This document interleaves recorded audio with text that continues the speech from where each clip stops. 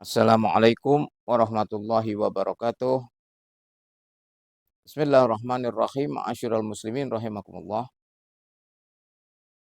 Kali ini kita berjumpa kembali dan adanya pertanyaan-pertanyaan ini lebih bersifat request ya. Di sini dikatakan Habib, tolong diceritakan bagaimana riwayat Hujur bin Adi.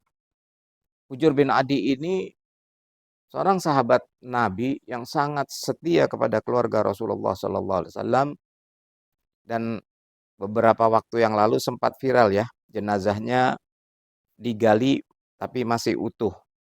Di situ dikatakan itulah jenazah Hujur bin Adi. Tapi karena ada dua versi mengenai Hujur bin Adi, maka saya ingin menunda dulu riwayat ini. Saya akan kaji lebih teliti lagi mana yang lebih mendekati kebenaran dari dua riwayat yang bertentangan. Sebab yang satu mengatakan Hujur bin Adi itu dibunuh oleh Yazid bin Muawiyah yang memerintahkan panglimanya yang bernama Ziyad bin Sumayyah atau dikenal juga Ziyad bin Abi yang memerintahkan anak buahnya yang bernama Mizwar untuk memenggal kepala Hujur bin Adi dan kawan-kawan. Tapi nanti saja. Jadi mohon maaf Pak Fikih, mungkin di lain kesempatan saya akan menceritakan riwayat yang dua versi tadi. Kali ini saya ingin membahas masalah jagoan kita dulu nih. Jagoan kita kali ini adalah Umar ibn al-Khattab. Siapa yang nggak kenal Umar ibn al-Khattab?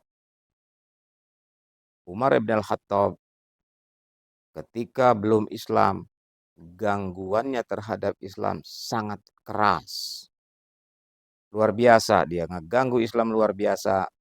Banyak para sahabat yang takut sampai Rasulullah Shallallahu Alaihi Wasallam berdoa kepada Allah, ya Allah, wa'muril Islam bi ahadil umarain. Ya Allah, ramaikan Islam dengan salah satu dari dua Umar. Min ahadil umarain ini yang dimaksud oleh Rasulullah SAW adalah Amr bin Hisham atau kita lebih kenal dengan sebutan Abu Jahal dan Umar ibn al-Khattab. Salah satu dari dua Umar ini Rasul lebih condong kepada Abu Jahal. Karena Abu Jahal ini Bani Abdi Manaf yang kekerabatannya terhadap Rasulullah lebih dekat ketimbang Umar ibn al-Khattab yang Bani Adi. Di situ permohonan doa dari Rasulullah adalah ya Allah wa'muril Islam bi ahadil umarain. Juga ada ayat Al-Qur'an innaka la tahdi man ahbabta walakinallaha yahdi man yasha.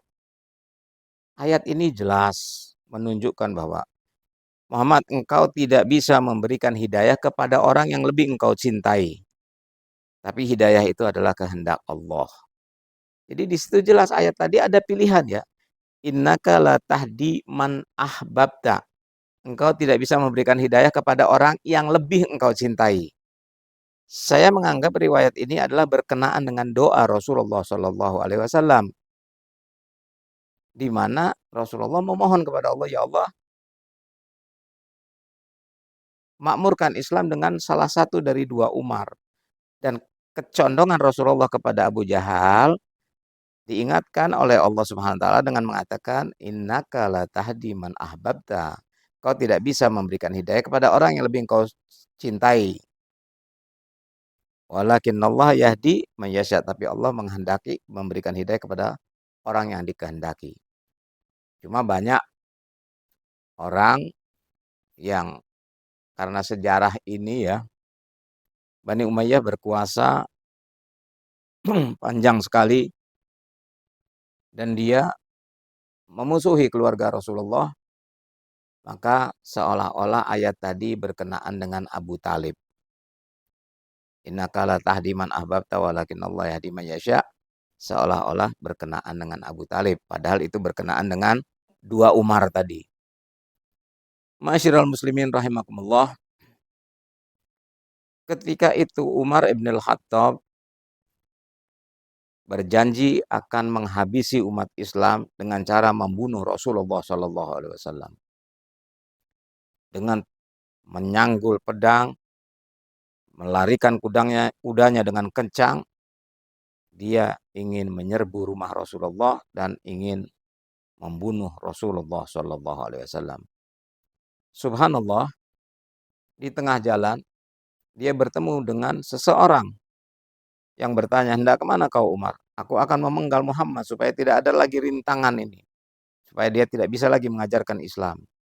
Kenapa kau ingin membunuh Muhammad sementara adikmu sendiri sudah masuk Islam? Terkejut Umar bin Al-Khattab. Kaget dia bahwa adiknya yang perempuan sudah masuk Islam bersama suaminya. Kontan dia balik arah menuju ke rumah adiknya.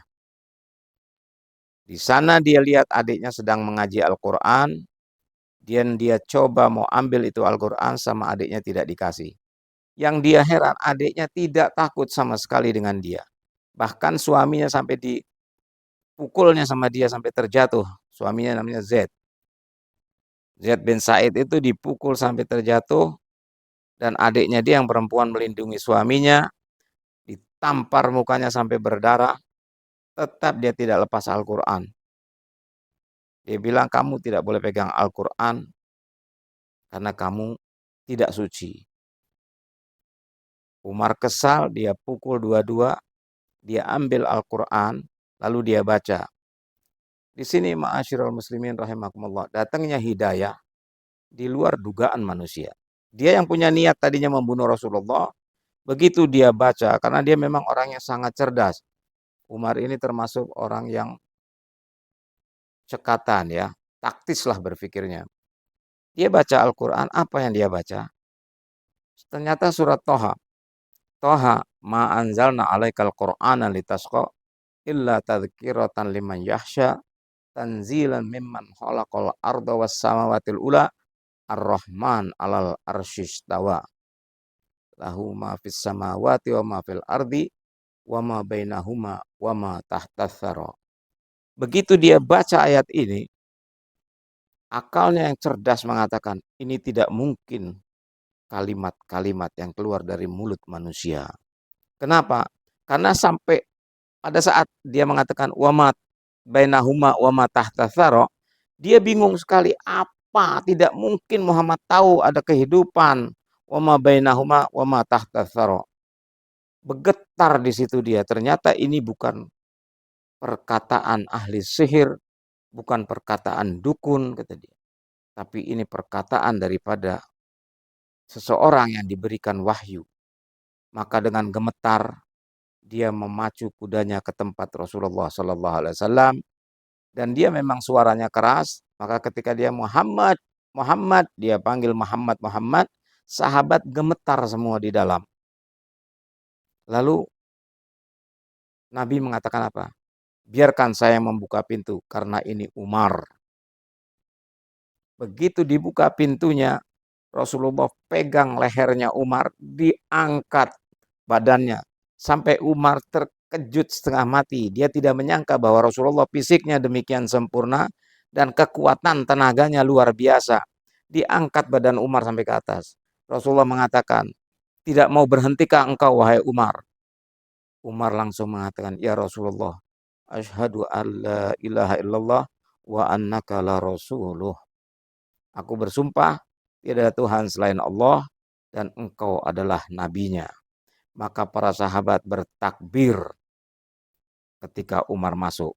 Dan sejak itu dakwah Islam mulai terang-terangan. Yang tadinya sembunyi-sembunyi menjadi terang-terangan.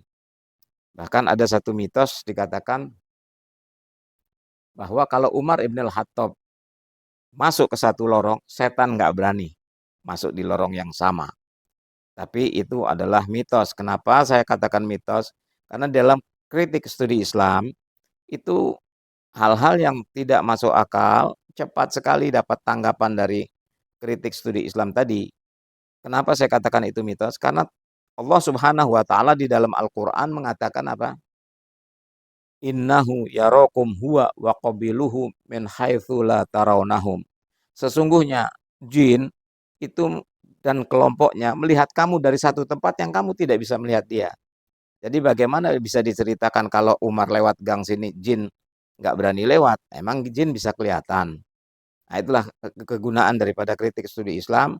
Walaupun kita sangat mencintai Sayyidina Umar bin Al-Khattab, mengakui kebanggaan kita terhadap kegagahannya, tapi kalau sudah masuk mitos jangan dimasukkan lagi, karena itu hanyalah mitos. Ma'asyiral muslimin rahimakumullah. Itulah Umar bin Al-Khattab ketika sebelum Islam gangguannya sangat keras terhadap Islam, tetapi ketika didoakan oleh Rasulullah dan dia masuk Islam, maka dakwah Islam mulai terang-terangan. Ma'asyiral muslimin rahimakumullah. Demikian saya akhiri riwayat Umar bin Al-Khattab.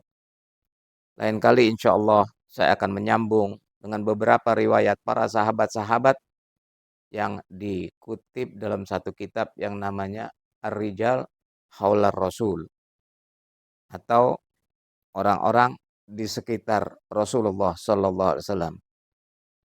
Demikian hadirin, billah taufik wal hidayah. Wassalamualaikum warahmatullahi wabarakatuh.